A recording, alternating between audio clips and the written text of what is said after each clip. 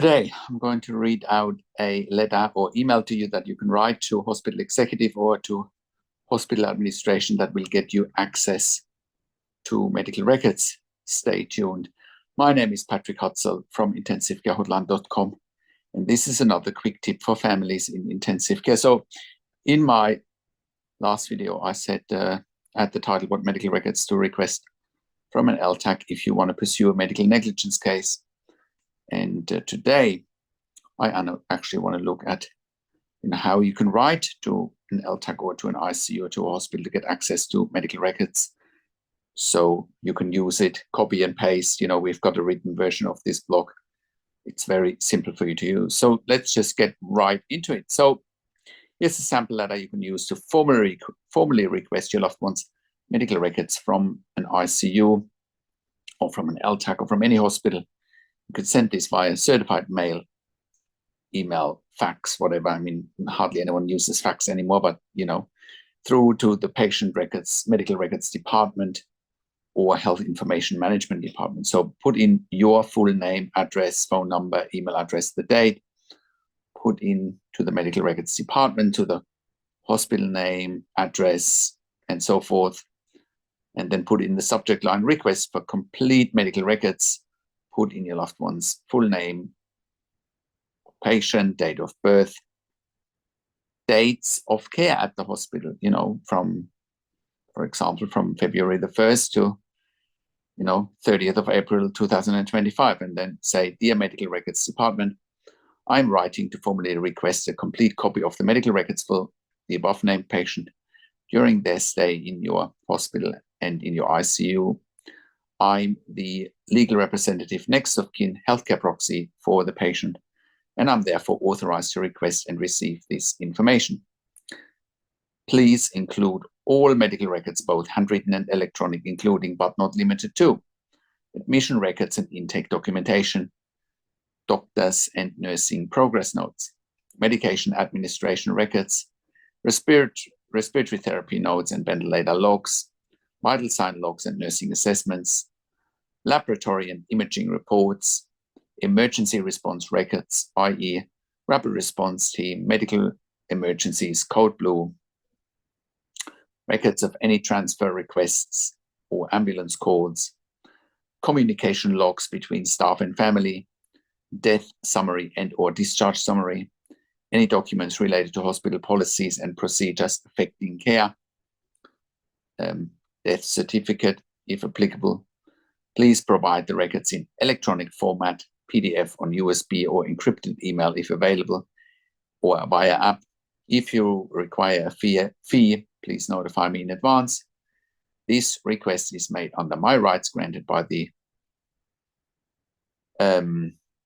state and federal healthcare laws. In the US, it's HIPAA, but in Australia, it would be departments of health. But in any case, you have full access in any jurisdiction to get access to medical records in any jurisdiction. And lastly, in the letter or in the email, you can put in, if you need further confirmation of my authority or if you have any questions, you may contact me directly. Thank you for your prompt attention to this request, and then sincerely, your name and signed with your relationship to the patient. And like I said, getting access to medical records is not a privilege, it is a right. I can tell you that if you're the next of kin, power of attorney, proxy, whatever label you want to give it, our clients never have an issue in getting access to the medical records. Never, ever. I can't stress this enough. You will obviously have issues getting access to the medical records if you're not the next of kin, if you're not the power of attorney, if you're not the proxy. But other than that, there's no excuse for you not to get medical records. You need to make a lot of noise then. But it's simple, very simple. And in this day and age, it should be no more difficult than sending you to an app and download medical records there or get access there, or sending you to a website with a username and a password. It's 2025. It's not complicated. So I have worked in critical care nursing for 25 years in 3 different countries, where I worked as a nurse manager for over 5 years in intensive care and critical care. And I've been consulting and advocating for families in intensive care since 2013 here at intensivecarehotline.com. And I can very confidently say that we have saved many lives for our clients in intensive care. And you can verify that on our testimonial section at intensivecarehotline.com. And you can verify it on our intensivecarehotline.com podcast section where we have done client interviews, and you can verify the work that we're doing there. Because our advice is absolutely life-changing. That's what I'm saying. We have saved many lives for our clients in intensive care. I'm not exaggerating in the slightest. Look up our testimonial and our podcast section at intensivecarehotline.com. And you can join a growing number of clients and members that we have helped over the years to improve their lives instantly when they have a loved one critically ill in intensive care, so that they can make informed decisions, have peace of mind, control, power, and influence, making sure the loved ones get best care and treatment always. And that's why I do one-on-one consulting and advocacy over the phone, Zoom, Skype, WhatsApp, whichever medium works best for you. And I talk to you and your families directly. I handhold you through this once-in-a-lifetime situation that you simply cannot afford to get wrong. And when I talk to doctors and nurses directly on your behalf or with you, I set you up with the right questions to ask. I ask all the questions that you haven't even considered asking, but must be asked when you have a loved one critically ill in intensive care. I also represent you in family meetings with intensive care teams so that you have professional advocacy and consulting in a family meeting, making sure you have a strong clinical voice on your team as well. We also do medical record reviews in real time so that you can get a second opinion in real time.